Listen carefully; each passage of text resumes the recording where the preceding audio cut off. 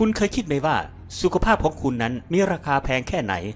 ไม่มีทรัพย์สินใดๆที่จะมีค่าไปกว่าการมีสุขภาพที่ดีของเราคำกล่าวนี้ไม่จำเป็นต้องไปวิจัยหรือไปพิสูจน์ให้ยุ่งยากแน่นอนทุกคนคงไม่อยากเจ็บป่วยและเมื่อเกิดการเจ็บป่วยเราก็ต้องไปพบแพทย์เพื่อทำการรักษาไม่ว่าหมอดีๆจะอยู่ที่ไหน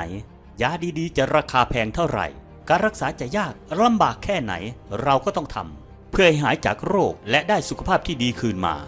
การเจ็บป่วยแต่ละครั้งมันคือการบั่นทอนสุขภาพร่างกายของเราทำให้อายุสั้นลงได้การดูแลรักษาสุขภาพให้ดีเสริมสร้างความแข็งแกร่งให้กับร่างกายหาใช้อาหารเสริมที่ดีๆเพื่อบำรุงสุขภาพจะทำให้สุขภาพของเราแข็งแรงดีและมีอายุที่ยืนยาวไม่ว่าคุณจะมีทรัพย์สินมากมายแค่ไหนมีเงินทองมากมายมีบ้านมีรถมันก็จะไม่มีความสำคัญสำหรับคุณหากคุณยังคงต้องนอนเจ็บป่วยอยู่โชคร้ายไปกว่านั้นหากการรักษาเป็นการรักษาแบบเรื้อรังรักษาแล้วรักษาอีกก็ยังไม่หายแต่ก็ยังจะต้องรักษากันต่อไปจนเงินทองที่มีอยู่หมดไปแน่นอนไม่ว่าท่านจะมีทรัพย์สินอะไรอยู่มีบ้านก็คงต้องนำไปจำนองมีรถคงต้องนำเข้าไฟแนนซ์เพื่อนำเงินมารักษาต่อไปต้องยอมเป็นคนที่จะมีหนี้สินหรือยอมแม้กระทั่งที่จะเป็นบุคคลล้มละลายเพื่อแลกกับการมีสุขภาพที่ดีกลับคืนมานี่คือมูลค่าและราคาของการมีสุขภาพที่ดีแล้วการบำรุงรักษาดูแลสุขภาพให้ดีจะต้องทำอย่างไร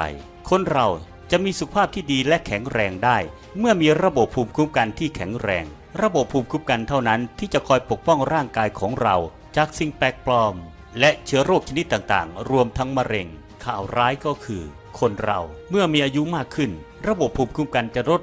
ลงไปเรื่อยๆแต่ก็ยังมีข่าวดีขอแนะนำผลิตภัณฑ์โฟไลท์ไตรแฟกเตอร์สามารถเพิ่มภูมิคุ้มกันแบบง่ายๆได้ถึง 283% โฟไลท์ทรานสเฟอร์แฟกเตอร์พลัสสามารถเพิ่มภูมิคุ้มกันได้ถึง